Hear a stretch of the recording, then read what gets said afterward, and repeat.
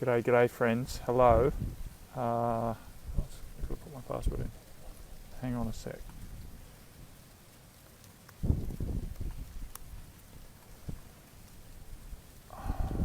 get my computer onto the internet.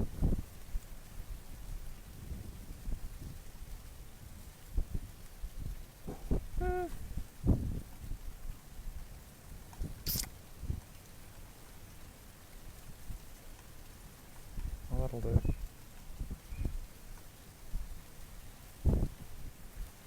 Okay, I'll start anyway and assume that I'm going to get this sorted as I go.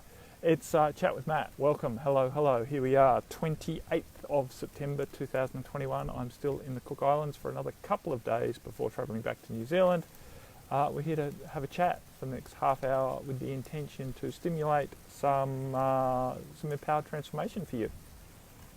Not necessarily telling you what to believe or what's the truth or anything like that. I will be willing to share my opinions on various things if that's what arises, but by and large here to really stimulate a opportunity for growth.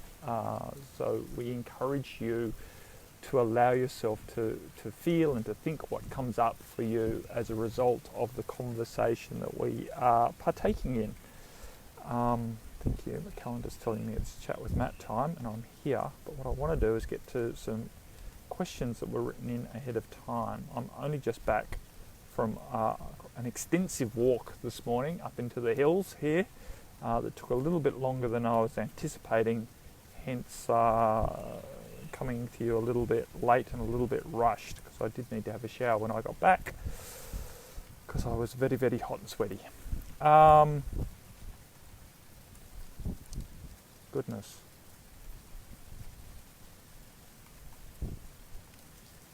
Still just trying to navigate Facebook as I talk, which I'm doing a reasonably poor job of. Bright light being screwed, that's what I want.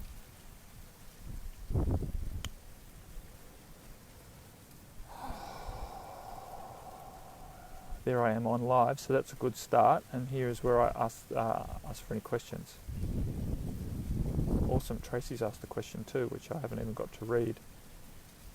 And then there's one, oh no, Sam's is okay. Just hitting some see more buttons before I start. Okay, Suzanne wrote in, oh, I love fresh coconut. That's because a photo was taken and I was dehusking coconuts before we could drink them. I've got a pretty funny look on my face, but anyway, using a sharp stick, that's how you do it. Take the husk off a coconut, whether it's a new coconut it's all still green or orange, depending on the breed of coconut, or whether it's an older one that's gone brown.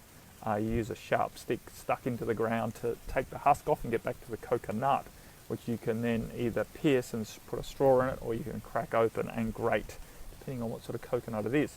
But anywho, Suzanne wrote, struggling a bit with this lockdown. These are her children. Flynn has switched off work and is angry if I gently encourage, and Mads has been great, except he was angry, despondent, and had tears on Sunday. I know getting them out helps, but sometimes even that is difficult.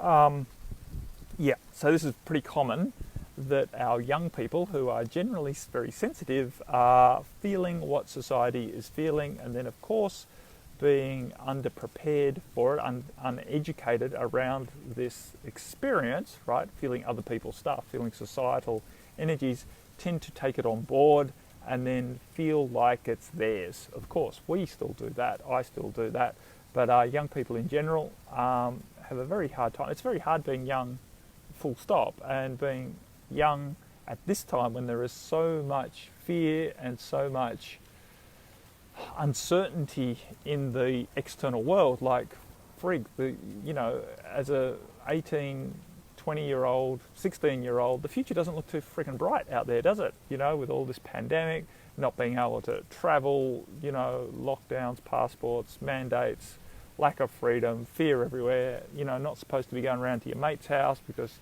all of that just makes it extra difficult to, progress through finding yourself, right? The first 20 odd years, 21, 25 years of life is all about establishing our ego, growing into, getting a sense of our personality.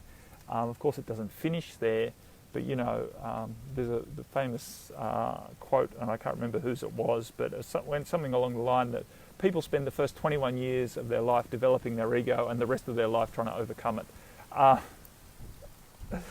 It's not a wrongness, right? It's not a wrong part of our growing up to find ourselves and establish a degree of egoic sense of self, a degree of separation and uniqueness, and some concepts about who we want to be in the world. And at this time, it's quite hard to do that effectively. And so, if your needs aren't being met, then you genuinely get angry. That's what anger is. It's the response to unmet needs. Of course, those needs may be perceived, but nonetheless, our young people are quite angry at the moment because society is not giving them what they need, right? Not giving them a stable platform, a stable foundation to grow into being themselves and to step out in freedom, to express themselves. So anger's quite a valid response to the current situation, in my opinion. Not necessarily healthy if it's not addressed and put into context, but nonetheless valid. So first and foremost, not making people, our children especially, wrong for being angry at this time and for being quote unquote hard to deal with, right? Because angry young people want to lash out, and who are they going to lash out at? Who's the safest person in the world to lash out at? It's their parents. So to relieve some of that anger. So we have to hold space for our children to be angry, and at the same time we can help them contextualize their anger and perhaps modify their perception of the world so that they don't feel so angry, but don't feel so victimized by the world, right? So that we can help them to see that this is an opportunity rather than a big fat wrongness that's taking away their freedom. Of course, anger has been made wrong on our planet for a long time by the authorities because angry people tend to revolt, and it's hard for our authorities to control us if we, start revolting from a foundation of anger, right? Angry people sharpen their pitchforks and overthrow the authorities that are creating the hardships. So in some ways, we have to expect anger is going to arise as part of the progression out of this shituation where we are being overly, there's an attempt being made to overly control us at this stage. So, do what you can to help them, but don't try to make their anger wrong, and don't try to suppress them, and don't try to just quote unquote fix it and brush over it and make believe that it's all happy.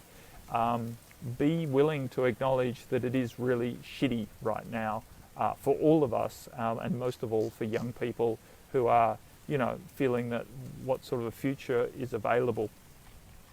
And at the same time, help them manage their anger in empowered ways. So getting out and doing things and feeling contributive to the world and to their own situation, helping them find levels of personal power in what they do have the ability to not so much control, but to influence, right?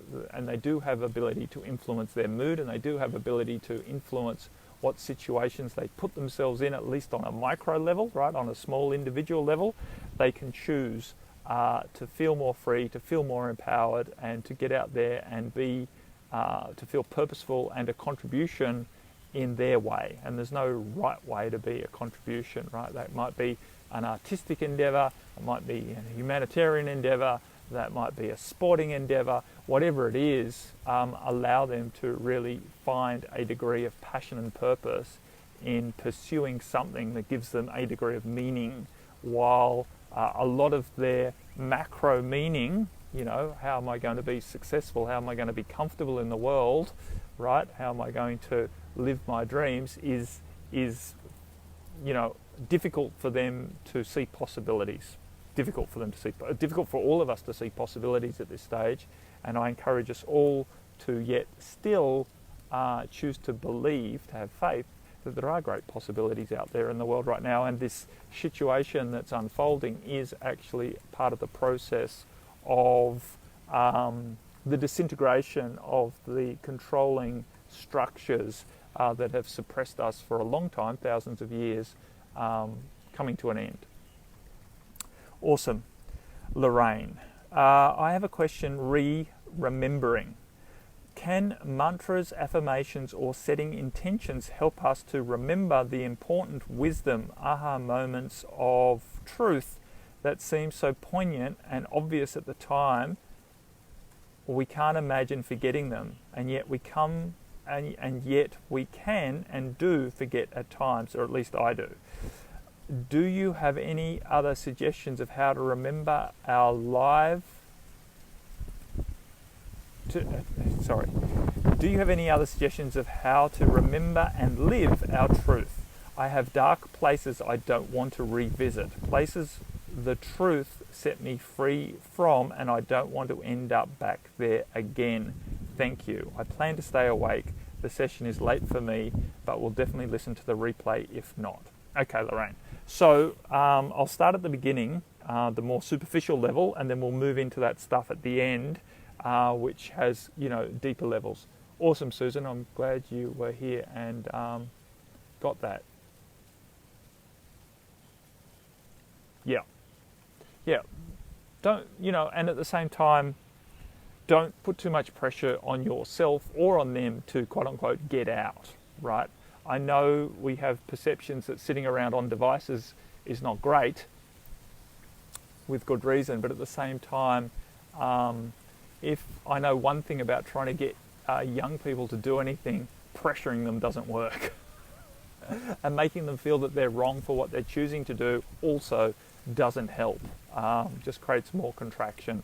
So work with gentle encouragement and at the same time hold compassion and allowance for what they are choosing, and choose yourself to maintain an understanding that sometimes they just need decompression time, and when motivation is low, it is hard to make the choice to change that, which doesn't mean that it's not valid to make an attempt. Okay, so Lorraine, remembering. Can mantras, affirmations, or setting intentions help us to remember the important wisdom? Of course. I use mantras all the time. Simple affirmations like, as I'm walking and breathing, then it's empowered as I'm breathing in, freedom as I'm breathing out. To remember, to stay remembered, right? Members, my arms, my limbs, all together, right? Reconnected with the truth of who I be, because that is the real wisdom that matters. The more that we can relax into our beingness, the more that we are remembered, the more that we are united with who we be. Don't worry too much about trying to hang on to specific bits of information that you feel are important.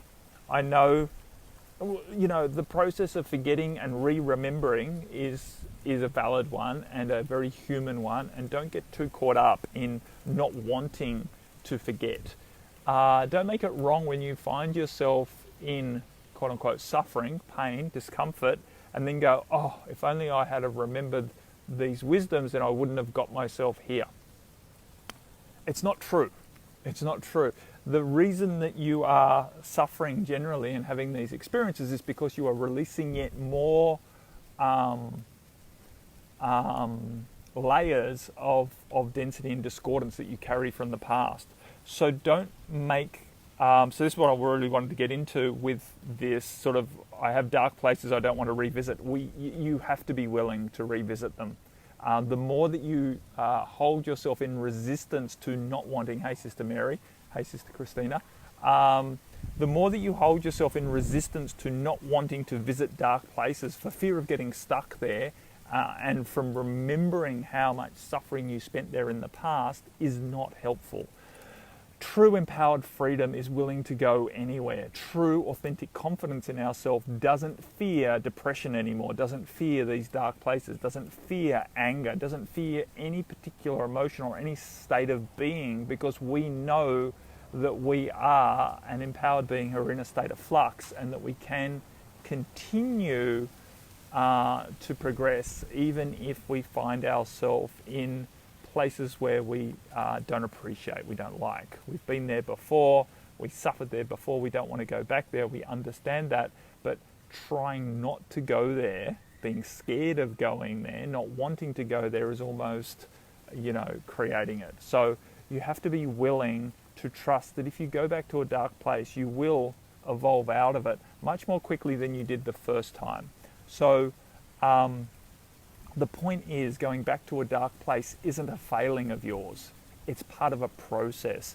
And the process of evolution, spiritual evolution, involves a lot of ups and downs and a lot of revisiting dark places as we release yet deeper levels of darkness, discordance, pain, trauma that we're carrying from the past. As I've progressed on my path, I've found that the swings and the depths and the heights have all intensified. The speed at which I change from high to low and from low to high has increased, and also the depth at which I've gone has increased, and the height to which I have reached has increased. All of that has increased. So trying to avoid going really, really dark isn't beneficial, in my opinion. Be willing to go there, but hold an intention that you're not going to stay there very long, right? We visit these places because the vibration at which is arising from within us, that we have very, very cleverly secreted within our energetic field, encapsulated if you like, but nonetheless has been creating a level of negative influence on our energetic state. It has to come out, and when it comes out we feel it, and it feels like we've gone into a very dark place. To make that wrong doesn't help, because it is actually the process of becoming free. Christina said, for me it's a subtle difference between allowing myself to go back into the dark but recognizing that I don't need to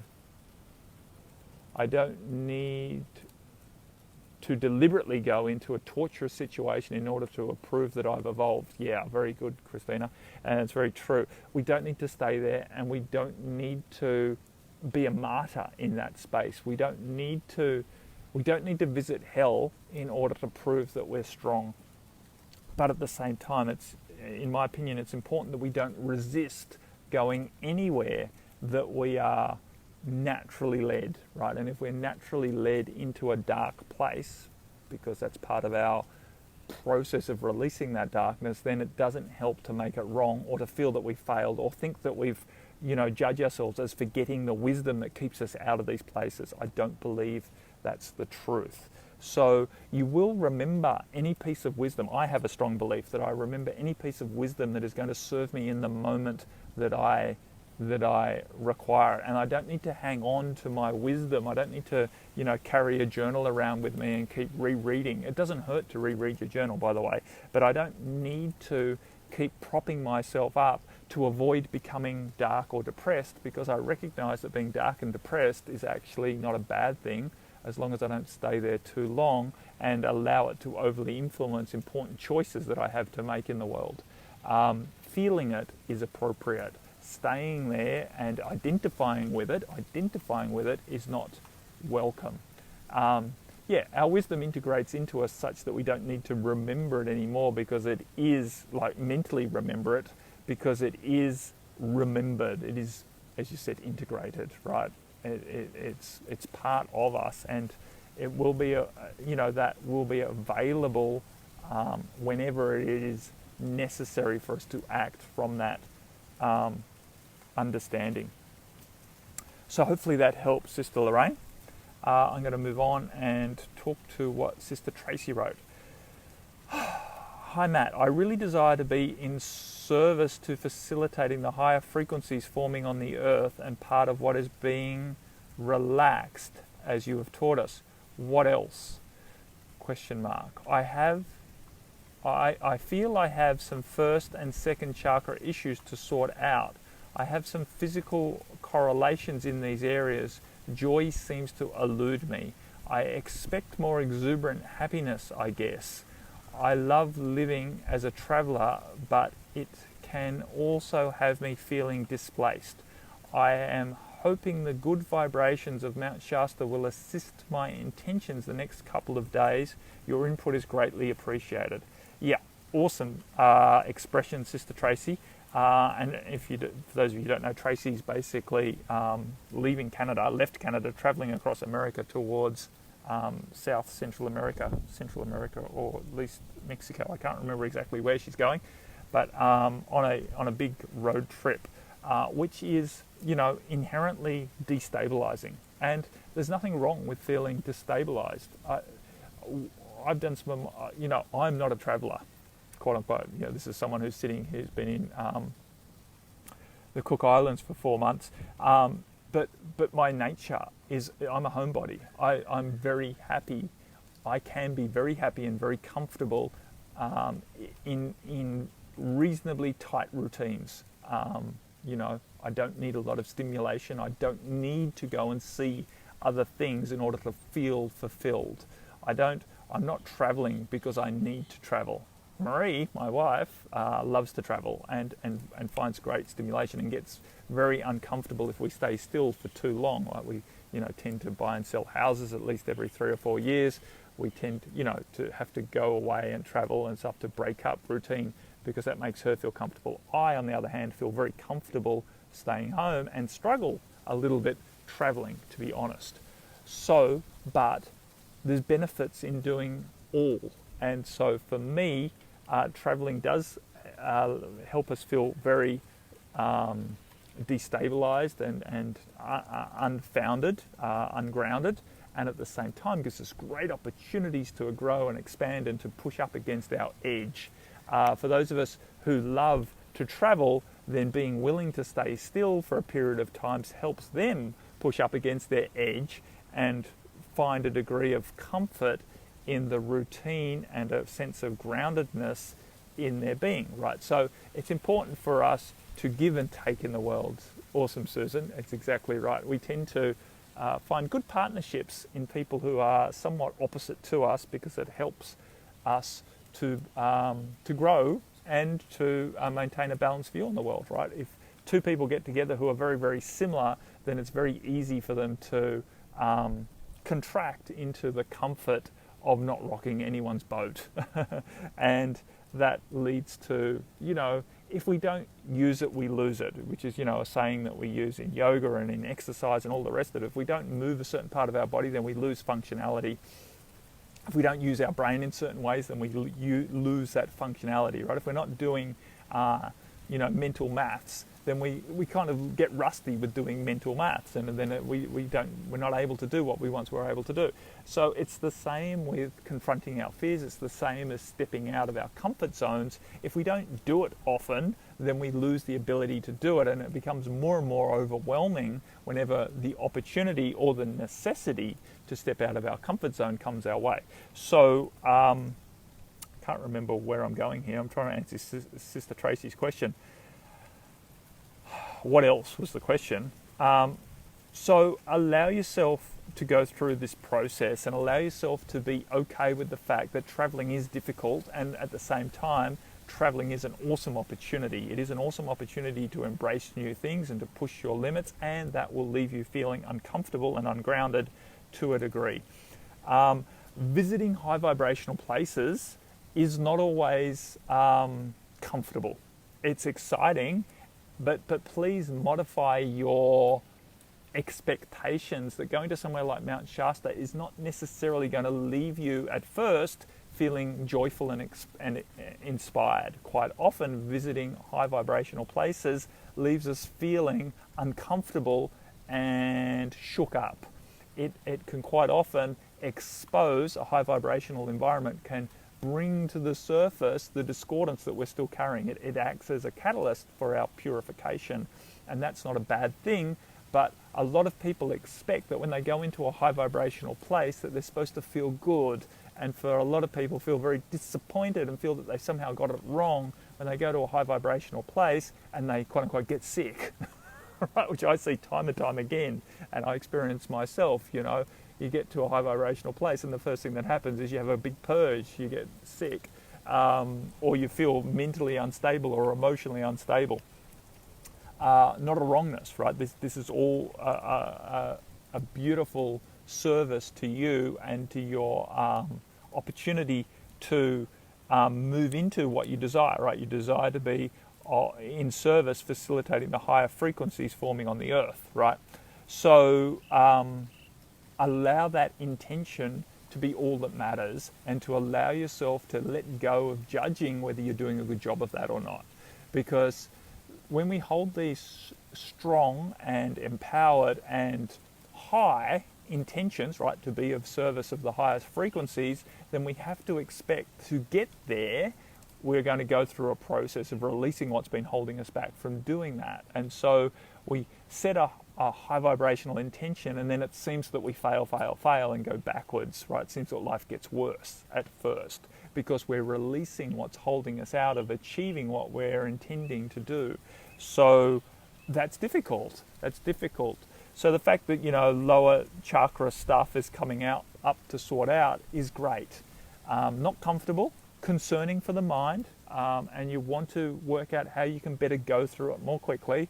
But honestly, the way to go through most of that stuff is to relax and to accept that you're going to go through some discordance of whatever your stuff is, first chakra, second chakra stuff, and the physical manifestation of that stuff is coming up to release. And your job is to maintain a strong intention that it is coming up to release, and to relax into being intuitively guided into how to manage the symptomology so that you can progress through the experience as comfortably as possible, right? As comfortably as possible. Hey, Sister Jackie, which is not always that comfortable.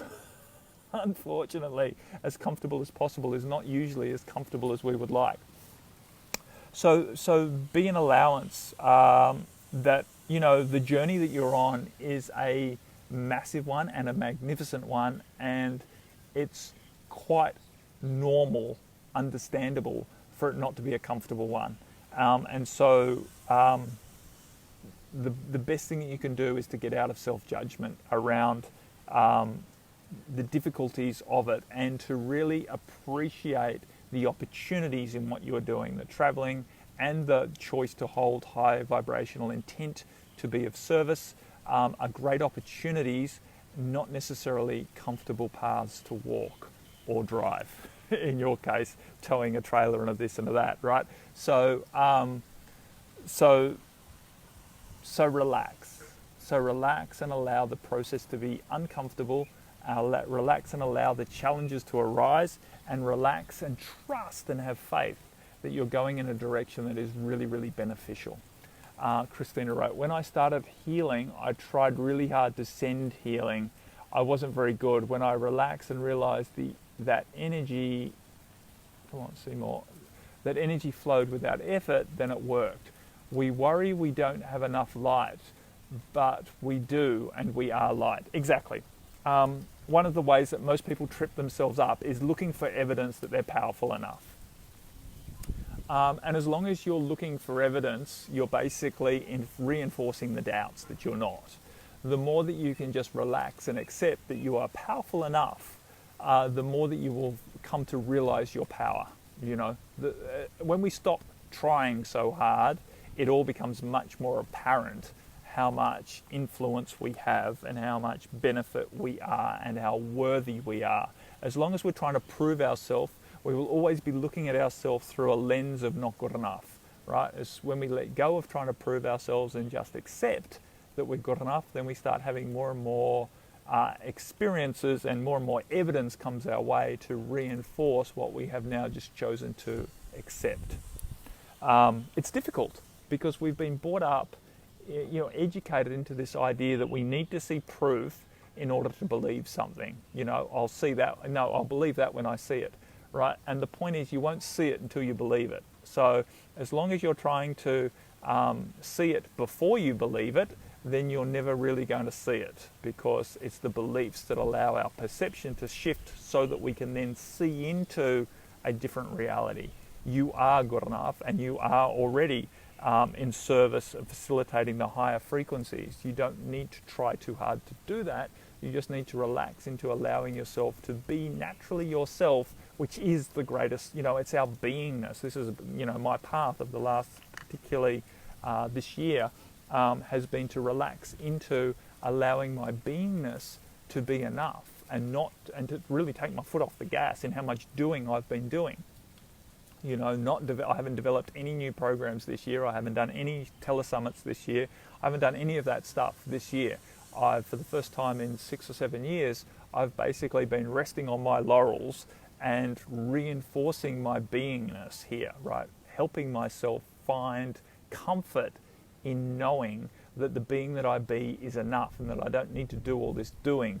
Ironically, what I know is going to happen is as I really find a deeper foundation in my beingness, the doingness is going to happen much more easily and naturally moving forward from here. So it's not that I'm never going to do anything again in terms of developing new programs, going on telesummits, expanding my reach in external ways, but it was important for me to spend a period of time, an extended period of time, relaxing into who I be. And part of being here in the Cook Islands and spending a lot of time in recreation has been a part of that. Not an easy part, because of course my mind has been going berserky turkey, looking at the bank accounts and all the rest of it, thinking, oh shit, I really need to do something to increase and to fortify, financial flows.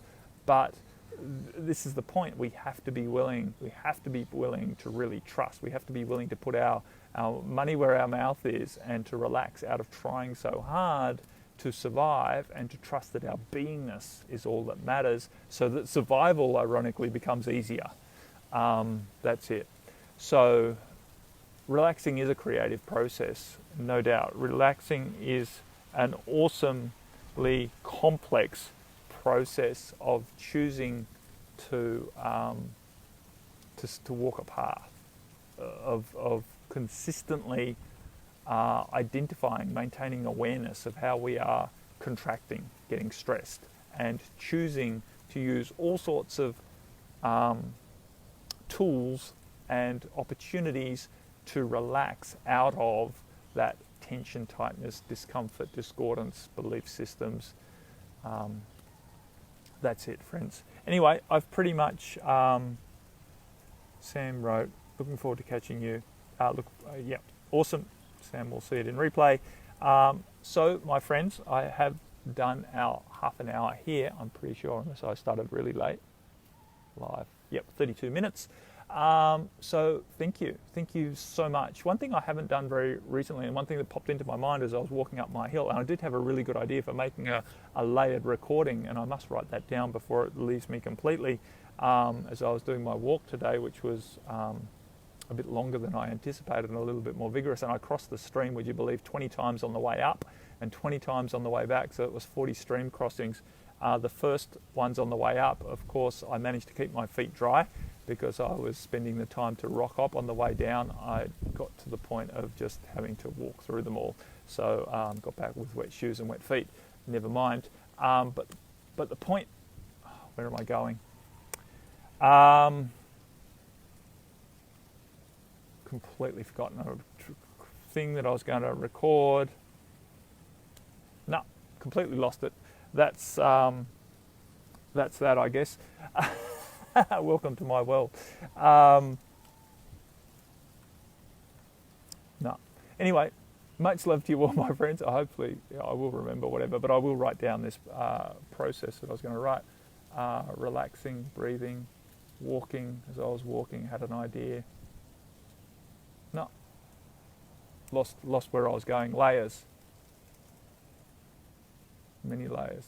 No, sorry, it's gone. Anyway, friends, I'll. That's a rather frustrating way to finish a live stream. But anyway, you guys are probably just shaking your heads, guys. But anyway, doesn't matter. I'm quite happy to be that. That's right. I remembered what I was going to say. What I really wanted to say is how much I do appreciate you guys getting on and being bothered to listen to me rant and rave. As you know, I really do appreciate having an audience, and I really do appreciate the opportunity that you guys give me to be present and to walk through my path, even though, as I just mentioned, I've spent a lot of time not really producing much, but I still choose to show up to these things, and I recognize how important this is for me to be able to do these chats with Matts and other things that I do, in my ongoing community and stuff like that, where, we just tick along doing what we do, a meditation every week and a topic every month and a Q&A call and another live stream I do on that. So I keep saying I'm not doing very much, but I am doing a bit. But the point is, if I didn't have an audience, there would be a huge amount lacking in my life. And I really do appreciate you guys investing the time to partake in what I am offering, because I know many of us feel quite time constrained. I know for myself, when I'm scrolling through my Facebook and checking up on my clients and this and that, and I watch as much of their live stuff and read their posts and stuff because, I want to add to what they're bringing forward. And I recognize, that I have to watch half of a live stream and then cut it short because I really don't have enough time to watch all of it. So the point is, I appreciate you guys for investing your time in listening to my content and what I'm putting out, because it helps me a lot to have this opportunity to serve, and I appreciate it, right? I appreciate the fact that what I'm doing is helping you to a point where you are willing to invest your time in partaking in what I'm offering. So yes, thank you very much, and I do really, really, really appreciate all of you guys who keep showing up and giving me a sense that I'm doing something in the world and a platform. I'm feeling it's about to rain. Anywho, rant finished. Thank you, Christina. Ranting is important, as it allows us to feel frustration, upset, as well as joy and love. And I make no secret that when I get into a rant is usually when I bring forward, some very good pearls of wisdom that wouldn't come out if I was, maintaining an intellectual, logical control over what I am transmitting or broadcasting. Anyhow, friends, now I've gone well over my half an hour. After saying how much I appreciate your investment in time, I do intend to keep it a little bit more concise. That's one thing I have had. You may have noticed that my full moon and new moon light language things are getting shorter. One thing is, I know that we are powerful enough to transmit stuff in a shorter period of time. I know some people really enjoy a longer session, but at the same time, I know most of us are getting more and more time poor. So this is it. It's a juxtaposition between honouring people's time and giving them what really serves them. Awesome, Jackie. I'm very happy to hear that. Jackie wrote, I would not be able to relax as much if it weren't for your teachings. It's second nature now, thankfully. Yeah, because, Jackie's been with us for 5 or 6 years. Stuff starts to settle in after a period of time, and it does take that long. And don't allow yourself to feel wrong that it takes so long to get these new habits. I'm still struggling with habits that I've been working with for a long time. This is normal and it's human, but those who stick to a path are rewarded. And if you keep flip-flopping around thinking, this hasn't worked, I've spent 2 years with this and it hasn't worked yet, and change to another path, you'll spend another 2 years on another path, then flip-flop, change paths again, another 2 years, or 6 months, tend not to get as far as when you just stick to something that works. And it doesn't need to be me, by the way, but when you stick to something that you feel affinitive with, even though it can feel frustrating that you're not making as much progress as you'd like, and of course the doubts are arising that it's not working, if you stick with it, you will receive results, undoubtedly. Anyway, my friends, I am getting off this time. Much, much love. Many, many blessings. Next time I speak to you, I will probably be in New Zealand, and it'd be great to catch up with you then. Bye for now.